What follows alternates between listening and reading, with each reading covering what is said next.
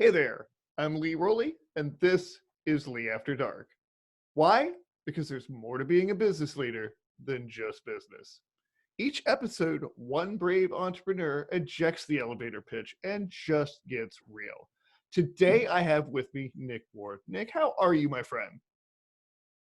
I'm doing amazingly. I am really just looking forward to this conversation. I've been thinking about it for a while, so I'm glad we finally got to connect. Yeah. Well, as am I. This one's one that's got kicked down down the road a couple times, and usually when that happens, it's for a reason. So when people finally come on, they're like, "I just got this great story, and I just thought of it," and now we know why it needed to happen now as opposed to a couple weeks ago. So really cool. 100%. Enough of that. The rules are simple. The next 20 minutes, we can talk about anything you want but your business. After that, you can pitch up a storm. But if you mention your business during the 20 minutes, you'll get a 1 minute infraction per penalty, or 1 minute penalty per infraction. That's how that goes. Yes, penalties. I get it. I mean, it's better than a trap door. You know, if I were to mention my company and you just hit a button and I just, yeah, boop, boop. No, we're not going that far. We're not that bad. We're just a little bad. All right. Well, so you're ready to play. Let's go ahead and set the timer. Yeah. And what the heck are we getting into for the next 20 minutes? Man, I don't know. I think one of the things that I'm always happy to talk about is something that's come up a lot on Twitter recently that I've been talking to people a lot about is, you know, in the specifically in the cannabis industry, but it applies to all kinds of other industries. And that is, you know, we want the world to be a certain way, and we have ideas about how it can get there. And yet the method of, you know, it's like the method of creating the world that we want or creating the industry that we want. Sometimes, like, especially now, what's really popular is just to slam people and to just bash them and to tell them what everything from A to Z, what they're doing wrong and how they should be living better and doing better. And I think that's it's a bit of a not even just a double-edged sword. It's self-defeating, because when people want to change, they rarely want to change when someone has been yelling at them or telling them all the things that they're doing wrong. So for people that have this idealism of how they want things to be, and, you know, particularly a lot of people in the, you know, the cannabis and the hemp spaces, they're very idealistic people. They've been, you know, kind of pushed around a little bit by prohibition and on war on drugs and everything. And so now they're like, oh my gosh, we have this opportunity, and everybody is, you know, I don't know, what's the rating here for language on your podcast? Free for all. So basically, are we fucking up? You know, we're missing the opportunities where the legal people are not doing a good job, and so all these people are getting like pent up and angry and everything like that. And so for me, I just think it's so interesting. The people that I tend to resonate with are the ones that are able to find that middle ground of saying, like, okay, you know, we have a vision for what things should be, and we also have a patience and compassion and empathy for everybody who is on this journey together. And I think that this is a really, you know, apt metaphor for the whole of humanity. You know, Sure. all human beings, we have a sense of how we would like the world to be, and yet oftentimes we don't know how to get from here where we are to where we'd like to be. And what comes out is a lot of just frustration and anger and hate and, you know, just sort of all that negativity. And it's not getting us any closer. In fact, it's getting us further away from this dream state. Or, you know, it's funny, we talked about Shangri-La a second ago, you know, because we all want to get to this paradise. We'd like to have, you know, a Shangri-La or a heaven on earth or whatever, you know, kind of insert cool metaphor here. But how the heck do we get there? You know, how do we actually do that? What's the first step? And how do we treat people who may be adversaries or antagonists on that journey, who may be wanting to resist us and wanting a different version? How do we deal with those people? How do we integrate those people with what we're trying to create as well? Okay. So are those rhetorical questions, or are we actually going to take a stab at the answers here? I think we should definitely try and answer some of those questions. You know, um, I, uh, I think for me, Good. you know, one of the things that I've been really keen to focus on in this area for my own life is trying to, you know, trying to tread the mystical path with practical feet. You know, Mm, or as another way to put it, the Gary V approach, which is the clouds and the dirt. You know, right. how do we, you know, the key is to have a vision and have something that's there and be faithful to it and be committed to it and committed to its development, and yet also understand that there's just a billion little minor small steps that will get us there. So that's kind of like maybe one of the bigger answers. Sure. And then the second piece is like, okay, so what do we do about these antagonists? What do we do about these people that seem, maybe they even occur as enemies to us? They occur as people who are trying to stop us, people who are trying to resist us, people who are trying to take us out at the knees so that we can't improve. Where do those people live? Where do we classify those people? And I think for people that are idealists, that's a big challenge. You Mm, know, it's easy to kind of pick up a brick and throw it and say, well, this guy is the enemy. You know, like, it doesn't matter what I say to him. It doesn't matter how I speak to him. I can say the lowest, dirtiest things about him, his mom, and his grandma, because he's a bad guy, mm-hmm. and therefore I am entitled to say whatever I please. And I think for me, what I've learned over the years is that how we treat our enemies, how do we treat our antagonists, is the real crux of the issue. Sure. And that's because we have to build consensus. We have to build, you know, a sense of, okay, how are we going to do this together? You know, we can't just go alone. We won't have the resources or the fuel to do it all by ourselves. So we Mm-hmm. need other people. Sure. Absolutely. Absolutely. And so, I've found that in my own life that indifference seems to be at least my preferred way of dealing with antagonists. Mm, I don't try to convince people of anything. If you don't want to listen, fine.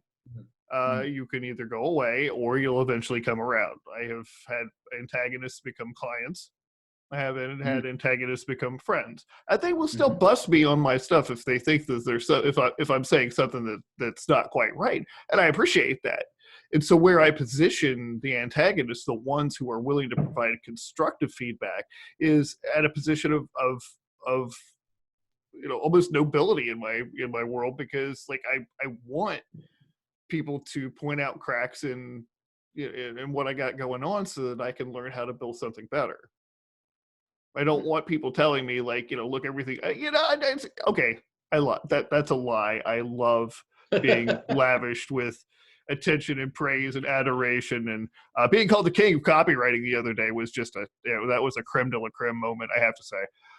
But at the same That's a good time, day. when I'm not, I don't want to, I don't want to stifle anybody's ability to say, you know what, something that you're doing just doesn't make sense here, and here's what I think it is. In fact, come tell me all about it. I want to know. So, Mm-hmm. yeah. Mm-hmm. What you're saying there really it kind of got me thinking about this idea of being able to hold two opposing thoughts at the same time without being troubled by it. You know, to be able to So hard. contain.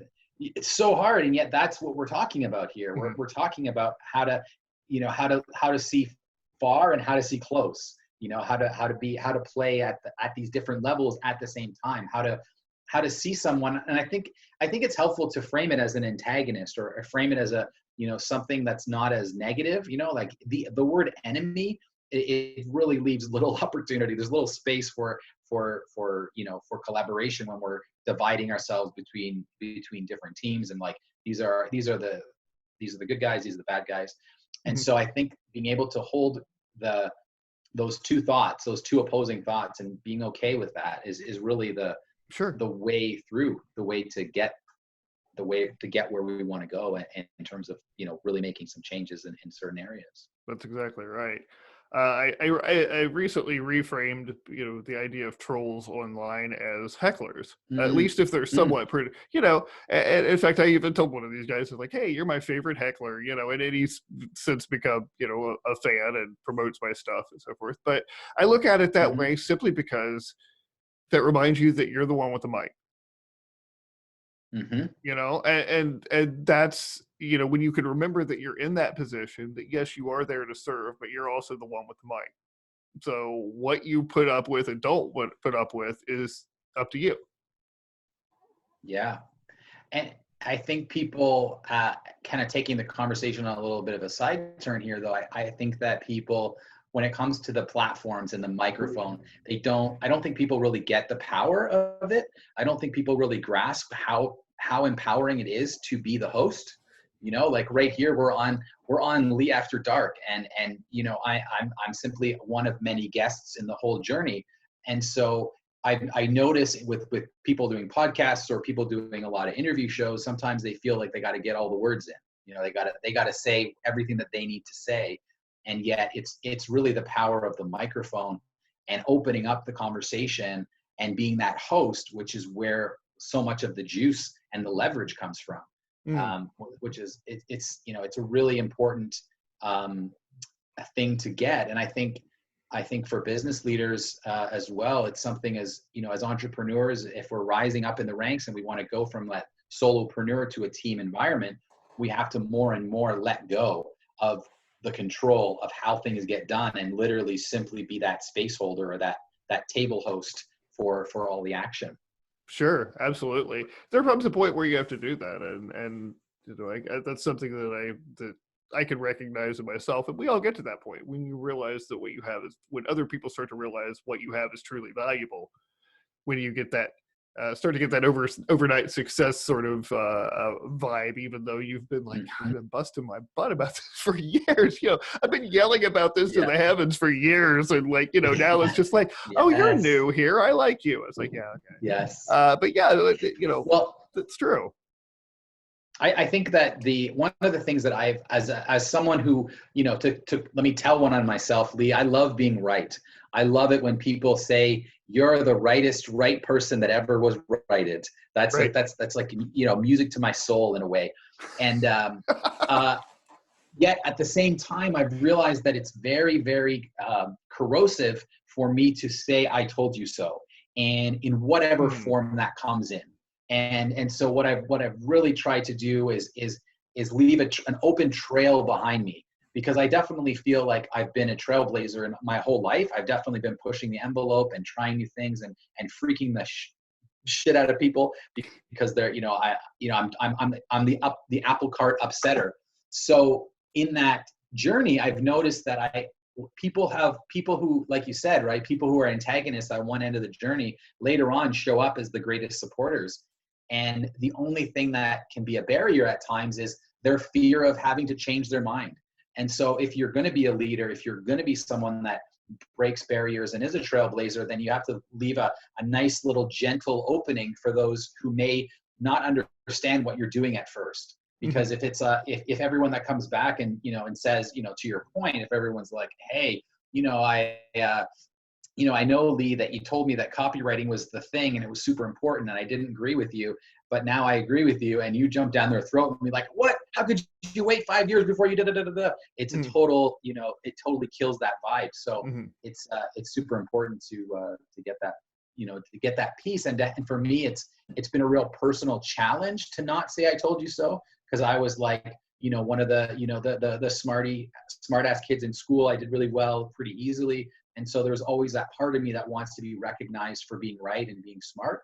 But it's such a relationship killer. And it's so corrosive to team unity and team dynamics that it's something that I've consciously worked on to internally or externally, eliminate that I told you so from my vocabulary. Yeah, it's definitely an important step, and it's a hard thing. I can relate, having grown up with the. I was a B student because I was too lazy to be an A student, basically, Right. and at various points because I did too many drugs to be an A student. But that's neither here nor there. You know, but or here and there. yeah, here and there, absolutely. It's so much more important to relate to them on and connect with them than it is to show, you know, you would say show your care before you show what you know, or however that statement goes. And it just, I found that, you know, the more I wanted to push my knowledge and just be like, you know, this is it, the less I was relatable. And, you know, I grew up getting my ass kicked a lot. So, you know, it took about 40 years to Same. figure that out. Right. To where, you know, building those relationships just becomes so centrally key. And you realize that even though, you know, the universe exists between your ears, Nick. I mean, it really does. The entire universe exists between your ears, just like it exists between my ears. You know, and there are very different perceptions to that. But realizing and constantly reminding yourself that yours is not the only one is a powerful and humbling thing, and makes it a lot harder to be upset with people. Yeah, absolutely. Again, it's back to this whole concept of keeping these two opposing thoughts in our head, which is that, like, I have the infinite, you know, creator, God of the universe, you know, I've been there since the beginning and I know what's going to happen and I'm aware of everything. And at the same time, I'm just a little grain of sand on the beach as a human being, you know, who forgets to pay bills sometimes, or who, you know, is you know, rude to somebody without thinking, and, you know, casually rude to people. So it's like that humility and that confidence, and keeping those both, you know, in balance that's the game, I think. It is a constant balance. Yes. It's something like what I remember, what is it? Paddleboarding to be. You know, it just for some reason when you said that put me in that mind. It took me a minute to think what it was, because it was such a horrific experience. But yeah, of trying to balance on something that, you know, by nature doesn't want to stay balanced. You know, and so it is a constant process, and it does not end. I mean, have you ever had like this lingering perception that there's some point that you get to your life where everything's just going to be okay, that ping moment where like totally everything starts going right, and, you know, I'll suddenly you've got it all figured out? Have you ever had those moments where you've thought like maybe that existed? I think yes. And what you know, I do a lot of reframing and you know, and deprogramming and reprogramming with my thoughts and my beliefs. And so I'm always willing to let go of the thing that I was completely convinced of yesterday. I'm always willing to just be like, okay, I know nothing. And usually 3-4 times a year, I just go, okay, forget everything I think I know about philosophy, about the nature of reality. Forget all of it. Anything that I think I know, let me just start again. Let me just begin again. And I find that my willingness to do that, my confidence grows to the point where I know I can face anything. I know that I can withstand or you know, absorb any pressure, because I can always start again, because I don't put that pressure on myself anymore to not be changing. I accept that I'm ever changing, and that my whole DNA and my whole cellular structure recreates itself every 7 years, or whatever, you know, that number is. So it's like, it's that place of confidence that it's all going to be okay. And if it's not okay, I always know what to do when it's not okay. And that's, I think, as close to that perfect moment as I get. Yeah, exactly. That's beautiful and extraordinarily well said. You know, because it doesn't mean that the circumstances have to be perfect, because they don't. I mean, they rarely are. They're never going to be. You know, but you're right. That ability to reinvent, which incidentally, which is what this little fellow up here is all about.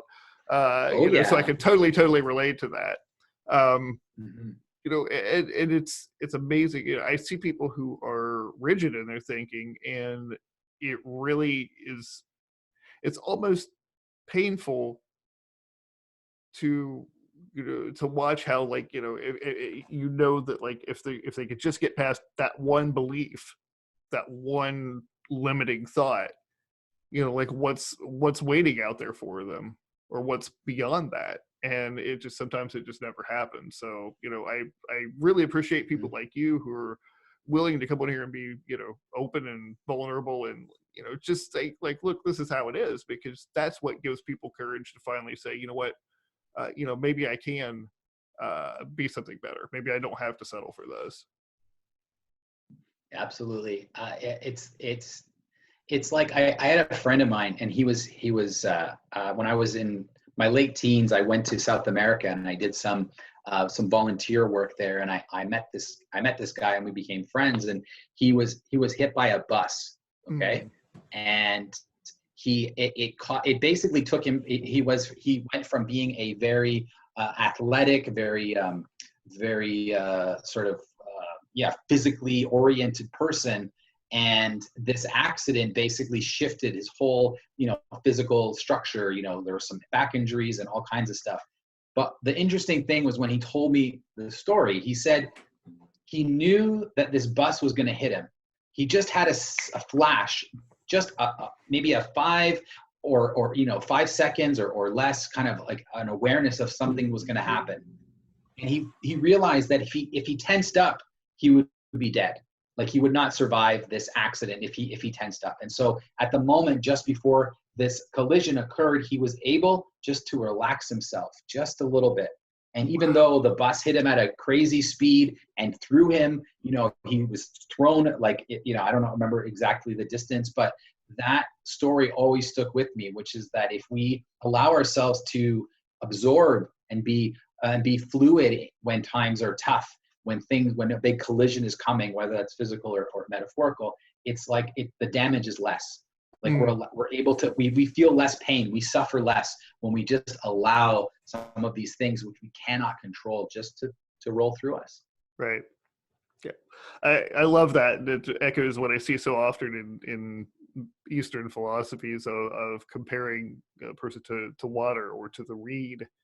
Because of the reed, bends and survives because it doesn't break.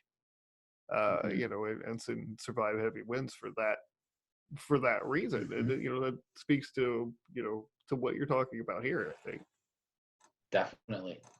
I've done a little bit of study of the way of the Tao and Taoist philosophy, and I find it it's very practical, but it also is very profound, which I like, when there's that combination of very practical, but also like, wow, this is expansive, this is huge. Exactly. We're about to wrap up this portion and get over to the business into things. Do you have any final thoughts on this conversation before we scoot over? Well, if I can bring it down to some value to the people that are listening and who have been kind of following the conversation, I would say that the just like in investing and in the power of compound interest, the same is for me, I've noticed, is the power of compound action or the power of compound thinking. And so wherever people are on their own journey to full realization or self-expression, the path to get there is literally like, that the Taoist, the path, the journey of 10,000 miles starts with a step. Mm-hmm. But it's not in a cliche way. That's literally how the world works. Right. And so that, I wanted to just, to give that sense that wherever people are, they can just take a step starting today. And it can be the smallest of steps that can lead them to begin. And the beginning part is the hardest. To actually initiate, to start, is the most difficult. And once we get past that, then it's much, much easier to continue that momentum. Close to the point where you look back and go, what took me so long? Yeah. Well, and that's when I'm guilty of that. That's when you don't tell also the I told you so thing applies to myself or to yourself, right? Uh-huh. When we're the ones that are like, oh man, I didn't know that was so easy. Then it's like not to judge ourselves and just say, well, okay, here we are now, late for the party, but I'm here now. Yeah, it's, you probably think you're the only one that's dealing with stuff like this, but yeah, this is what this is all about, is liberating the demons in people's heads, or at least inviting them over to play with mine. which is Yeah. really cool too. So well, with that, we have completed the Lee After Dark 20-minute not talking about your business challenge and then some. So yay, and invisible confetti and all the good stuff, right? Yeah, go. And I think we kind of like, and most of it was my fault. I think we skirted the business thing a few times, but it's called cool. I can break my own rules. So 5 minutes or whatever you want to talk about your business, where people can get in touch with you, what you'd like to do. The floor is yours, my friend. Sure. The company that I've been building is called Empathy North. And I'm so lucky is not even the word, blessed to be doing this. And I have a real extra goodie, and that is I work with my dad. My father is, we've had some issues over the years, as most fathers and sons do, in terms of figuring out, who's the boss and who's not, and all of that kind of stuff. But we get to work together every day now, and I'm so excited about that. Nice. Empathy North it's a marketing and sales solution company. And simply put, we help purpose-driven brands scale from one to many. We love working with entrepreneurs and solopreneurs or small teams who have a product that's out there, that they're making some money, that they've seen some success, and that they have a desire to not only just grow their business, but grow their business for the good of the world, grow their business for the community that they live in and for their families. And it's a deep level of sense of honor and respect that I have for to be able to do this kind of work. We help people define their value story. So not just their value proposition, but the overall story. Like, what are they trying to achieve? What the heck are they doing with their lives and their businesses, and why are they doing it? To start a business, as you well know, it's brutal. Oh, It's sure. not, it's so much easier to get a job and work for somebody else if you have that kind of mindset. So, I was just talking to someone earlier, and she's got a great idea, and she's got, all the things figured out. She's figured out her margins. She's good at finance and the numbers, but she's stopped in terms of actually doing the thing. And so we were talking about, how to create a context for her life so that the business becomes something that pulls her forward, not something that she has to push herself to do. And so, that's something that's really part of that value story is it's what's the context? Why are you doing this stuff?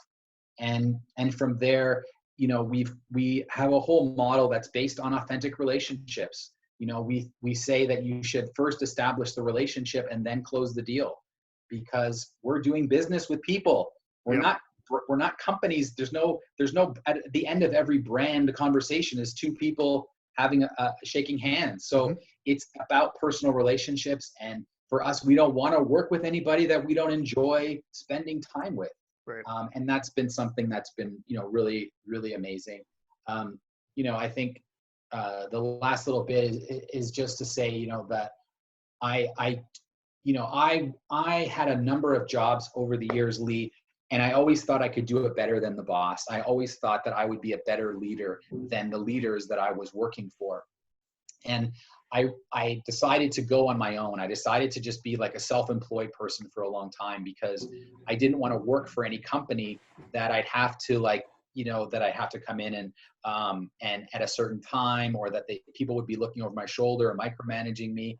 And I also, it took me a while to realize this, but I'm a bit of a sensitive being, I have very specific physical and mental and spiritual and emotional things that I need in my self-care. And a lot of that is rest and time away from work, and not necessarily just nose to the grindstone day in and day out. I get so much more work done. I get so much more productive and effective work done when I'm in that flow state. Mm-hmm. And we at Empathy North, I finally realized, well, I could create that kind of place. I could create a business that I actually wanted to work at. And that's been the biggest gift of all, is that I get to wake up every day and work. And some days, I work my ass off, and some days I don't have to work my ass off. Things just kind of occur naturally, but it's just a gift to be able to get there and do that. And that's a gift that I want people to have. That's a gift that I want either would-be entrepreneurs or current entrepreneurs to have that experience, have that joy that can come from doing something that you really believe in, and that's helping other people, and that brings value, and that always brings money at the end of that train. Fantastic. So where can people go to find out more about you and about Empathy North? So you can check out our website, empathynorth.com, and our blog is empathynorth.com/blog. You can talk to me on Twitter. I'm at Nick Vitar. I'll send you all the details. I'm sure you'll post those up. And you can connect me on Twitter or on LinkedIn. Yeah, we've got an upcoming podcast that I'm really excited to announce. It's going to be launching in the next week, and it's called Heroes of Cannabis. And we're going to be looking at everybody from the culture, from the science, from the medical side, from the environmental, the hemp side, the fiber and the environmental impact. And we're also going to look at, throughout history, who are some great heroes of cannabis, either through the culture or through caretakers and growers of the plant itself. Nice. I dig it. Yeah. So, and that'll coincide. I think we're probably running about 2 weeks out on our schedule right now. So then, everybody will be able to go check it out. And if you can send the link to that when that comes out, we'll include it in the show notes along with all of the other links. So, make sure everybody has every opportunity possible to get in touch with you, because you're just such a wonderful person to be connected with. I really appreciate it. Well, thank you so much, Lee. I'm so grateful to be that you invited me on your broadcast, and I definitely I'm excited about just getting to know you and seeing what you're up to, and your stuff is really, really good stuff. So I appreciate you, and appreciate you giving me the chance to come and chat with your audience. Likewise, thank you so much. Well, we are out of time. But if you found Lee After Dark more entertaining and relevant than most of the dreck out there, subscribe to our Lee After Dark YouTube channel. And now get Lee After Dark in your pants. We're on Spotify, Google Podcasts, Anchor FM, Stitcher, Breaker, Pocket Cast, and who the heck knows where else, so you can enjoy us wherever you stick your phone. Until next time, this is Lee Rowley with a new friend, Nick Ward. Be present and be well.